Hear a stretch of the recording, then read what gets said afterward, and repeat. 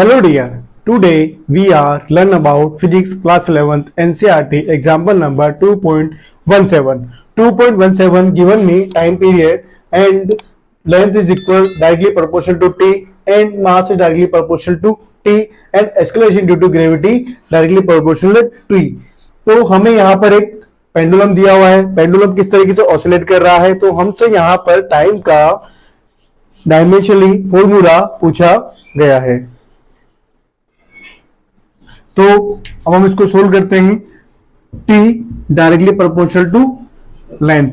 अब लेंथ कितनी हाइट पर है और कितनी है हमें इसका कोई आइडिया नहीं है, तो हम इसको x के रिप्रेजेंट कर लेते हैं। इसके बाद हम बात करते हैं t directly proportional to mass. Mass कितना हैवी है हमें कोई गिवन नहीं है, इसलिए हम इसको कंसिडर कर लेते हैं y से। इसके बाद हम बात करते हैं t directly proportional to acceleration due to gravity यानी कि g। अब g की जो वैल्यू है वो भी हमें इसमें गिवन नहीं है, तो हम इसको कंसिडर कर लेते हैं z।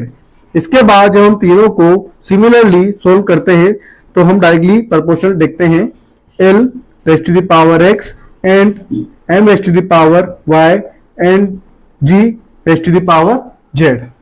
जब हम इस डायरेक्टली प्रोपोर्शनल को रिमूव करेंगे तो हमारे पास यहां से एक कांस्टेंट वैल्यू आएगी। कांस्टेंट वैल्यू क्या होगी? k l raise to the power x, m raise to the power y and g raise to the power z। आगे हम देखते हैं टाइम का डायमेंशनली फॉर्मूला जो होता है वो क्या होता है? m raise to the power 0, l raise to the power 0 and t raise to the power 1। Okay, equal k is constant, constant is constant, no dimension. Okay, l raise to the power x यानी कि l के हमारे पास यहाँ पर length, length का जो dimension होता है वो क्या होता है? l raise to the power x, correct. And mass, mass dimension is capital M and raise to the power y, correct. Let's g denoted acceleration due to gravity. Acceleration due to gravity dimension is L t raised to the power minus 2 power z. Now solve constant k and L raised to the power x and m mass raised to the power y. Now solve this L raised to the power z. तो L raised to the power z and t power to added to now to z, correct. Now solve this m raised to the power 0, l raised to the power 0, t 1. Okay, constant is constant, no change. K. Now solve this l raised to the power x and m raised to the power y and l raised to the power z and t raised to the power minus 2z. Solve this in easy way. Consider to mass and mass. तो mass raised to the power 0 and mass raised to the power y. तो y is to value 0. Now consider to time and time. Time is value 1, time raised to the power 1 and time raised to the power minus 2z. तो 1 equal to minus 2z.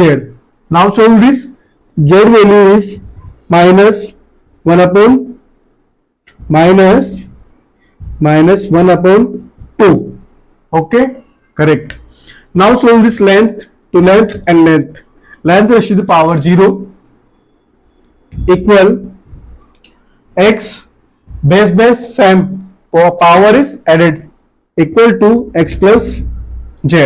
Now z position change, now x equal to minus z.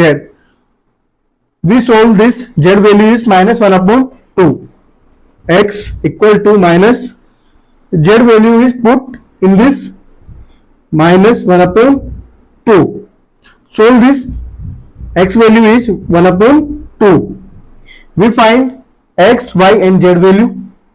Okay, let's put in this value t equal to constant k l raise to the power x, x का जो value है क्या है हमारे पास 1/2, तो l raise to the power 1/2, और y का जो वैल्यू है हमारे पास कितना है 0, तो जो मास है इसकी जो पावर है वो कितना आ जाएगा हमारे पास 0।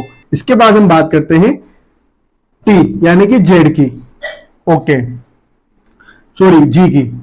g हमारे पास कितना हो जाएगा यहां पर, जब इस वैल्यू को इसमें रखते हैं तो कितना हो जाएगा g का पावर -1/2।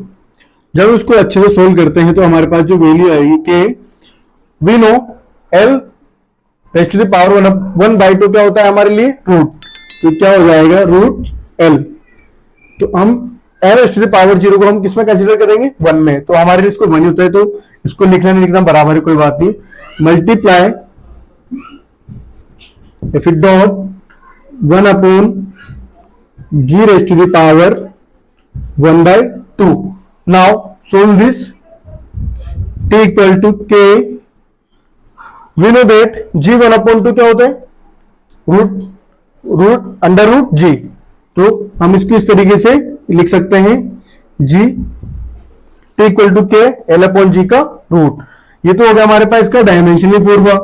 जब हमने इसके आगे वाला एग्जांपल जब सोल्व किए थे हमने आगे वाली वीडियो में, तो आपने देखा होगा टाइम पीरियड का जो फॉर्मूला था वो क्या था, जब हम कांस्टेंट का जो वैल्यू रखेंगे तो क्या होगा हमारे पास t इक्वल टू 2π l/g का रूट, यही क्या होगा इसका डायमेंशनली फॉर्मूला।